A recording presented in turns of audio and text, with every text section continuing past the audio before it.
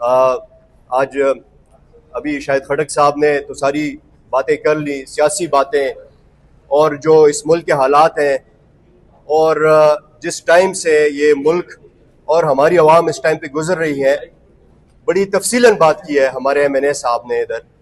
لیکن میں آج کے حوالے سے صرف ایک بات کروں گا.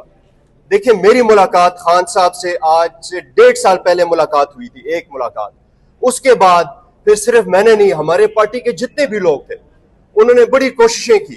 انہوں نے کہا جی لسٹ میں آپ کا نام نہیں ہے، لسٹ میں ہم نے نام ڈلوائے. انہوں نے کہا جی آپ ہائی کورٹ سے آرڈر لے کر آئے. ہم ہائی کورٹ گئے، ہم آرڈر لے کر آئے.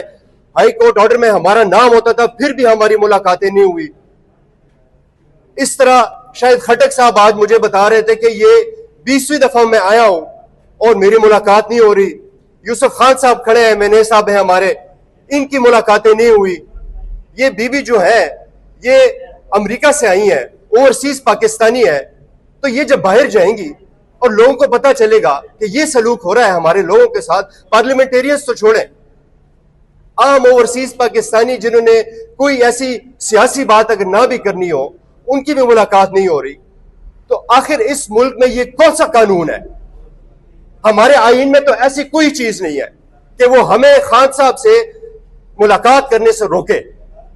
تو یہ کون سا قانون اس ملک میں بنا ہوا ہے جو کہ ہمیں روکتا ہے خان صاحب کو ملنے سے؟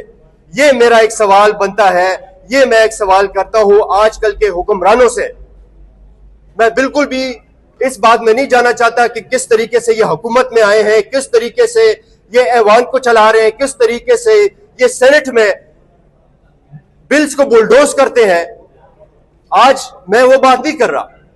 اور ابھی آپ نے ایک بات کی، خان صاحب سے ملاقات نہ کرنے سے ان کو لگتا ہے کہ خان صاحب کو تکلیف ہوتی ہے.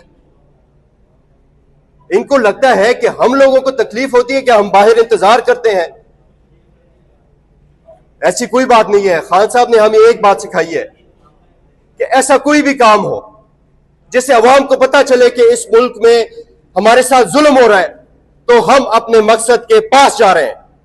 اور اس وجہ سے جو ہے تو خان صاحب جیل میں اندر بیٹھ کے بھی ان کا مقصد پورا ہو رہا ہے. خان صاحب کو تکلیف نہیں ہو رہی اس بات سے. ہاں ایک بات ہے کہ ہماری ملاقات جب نہیں ہوتی، ہمارے لیڈرز کی ملاقات نہیں ہوتی، اس سے جو خان صاحب سے مشاورت ہوتی ہے اس میں ڈیلے آتا ہے.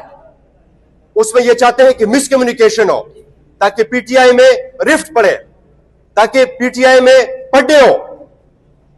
یہ ان کا مقصد ہے جو کہ ہم نہیں ہونے دیں گے. ہم آئیں گے، جس طرح شاہد خٹک صاحب نے کہا، ہم آئیں گے انشاءاللہ.